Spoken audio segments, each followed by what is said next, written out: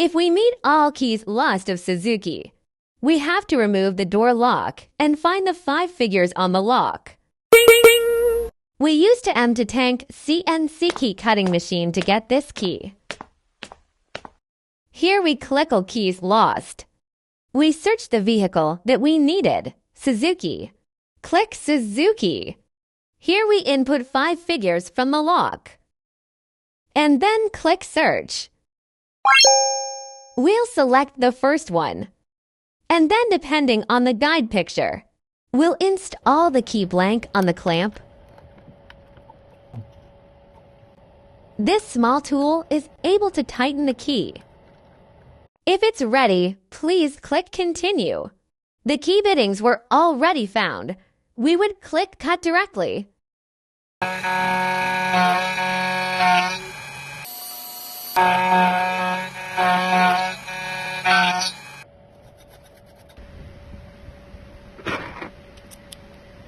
Perfect cutting.